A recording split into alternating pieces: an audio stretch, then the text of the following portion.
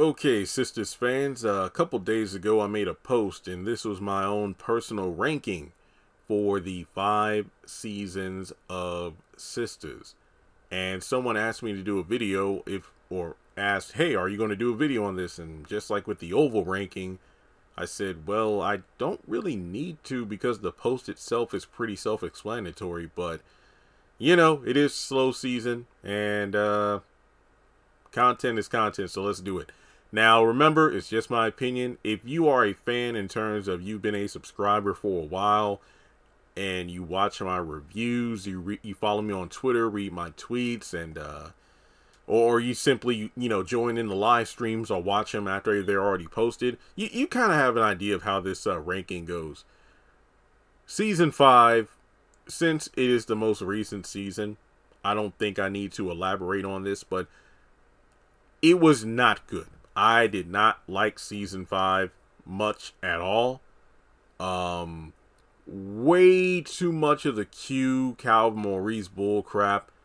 Tyler just ruined Preston's character with the whole engagement and pushing up on Danny. Season 5, I feel like, and this isn't a reason why it's at the bottom, but I will say another negative of season 5 was I definitely saw the worst of the Sistas fan base on Twitter. And that's mainly due to the fact that I did not care for Zatima at all in this season. I did not like the way she was written. It was just awful. And then the fans came at me for it. And to be honest, like, hey, a lot of people either unfollowed me, blocked me. I did some blocking myself. And I'm not calling people out. It's just that it got pretty ugly on Twitter. Like, don't get me wrong. I wasn't in a, I don't want to quit Twitter kind of thing. No, it wasn't like that. It's just like, wow, these are some awful, quote-unquote, fanatics. I won't even call them fans because it reminded me of the haves and the have-nots where I would get backlash if I dared say anything against Candace. Like, this woman has murdered people. And then it wasn't until she sent that one guy to rough up her mom in order to sign over the documents to get money. And that's when people were finally like, oh, wow, she went too far. And I'm like, after everything this chick has done up until this point, sending a goon after her mom is the thing that has you going, wow, she's gone too far. But no, Zatima was just the worst in this season. Way too much focus on the Zach, Zatima, Karen drama crap. It was ridiculous. Season 5. Worst season of the show ever. Like I said, I can go on, but it really is no need. You all know how I feel about it. In the 4th slot, season 3. Before season 5 came, I hated season 3. I hated season 3. Mainly and kind of at the fall of season 2. Because remember, I did not like the season 2 finale at all. I did a whole video about why I think it missed the target. Season 2 was not a good finale because I think that if you take the season 2 finale and then leading into season 3 obviously being the follow-up, season 3, I mean honestly late season 2 is when I noticed this, but really in season 3 that's when I went, okay, this is what Tyler's doing. It got to the point where it became clear that Tyler was not going to evolve these characters. We were going to see these women dealing with the same men over and over again, no matter how many times better, or should I say seemingly better love interests came into the picture. Tyler would either write those new guys to have creepy, crazy quirks that would make it where the women will be like, oh, wait, you know what? I'm going to backtrack to this other guy who honestly isn't a good fit for me at all. It really sucks to see that. And somebody did point out that season 3 acting wise was good.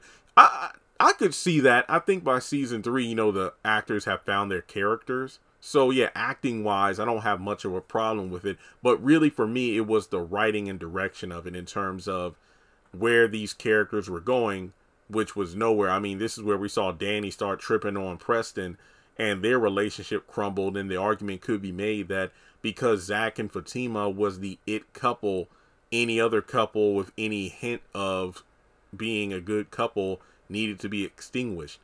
And need I say more about Karen after the great and beautiful scene that she had with Zach in the salon during the mid-season finale? After that, that's when she came up with this bullshit about, I need him to tell me he don't love me no more so I can move on.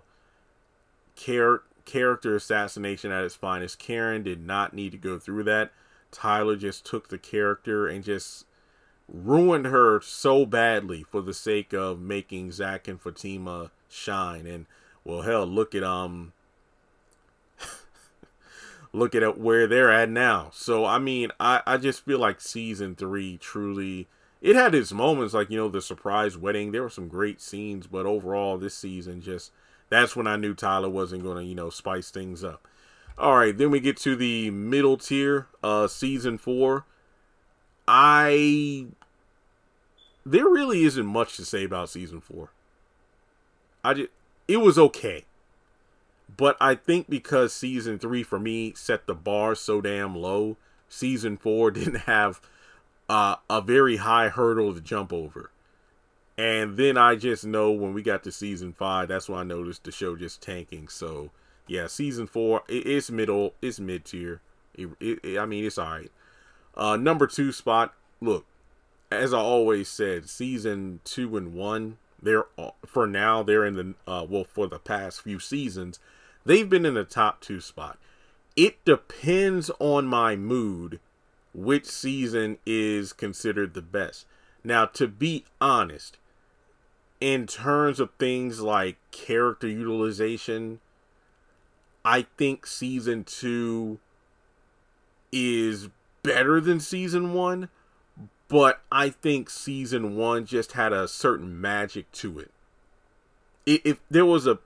It was complex, but there was a beautiful simplicity about it. Season 2, I will half-heartedly put in the number 2 spot. Like I said, it could flip with season 1, but like I said, in the season 3 section when I talked about the 4th spot, I think in late season 1, that's when I started to realize that we were just going to rinse and repeat the storylines for these characters, as opposed to seeing them grow. Season 2 is when we really started to see Andy as an asshole, someone who will go around asking for advice, but then just do what she wanted to do anyway, and it became very annoying. All she did was cry or have sex with people. Little Jasmine, which sucked, but I mean, season 2 for me, yeah, that's when we were first introduced to Zach and Fatima together. The mid-season finale, I hated, and I feel like that definitely brought down the season for me. I will always give season 2 props because if memory serves, it was the first Tyler Perry show to go into production during the pandemic.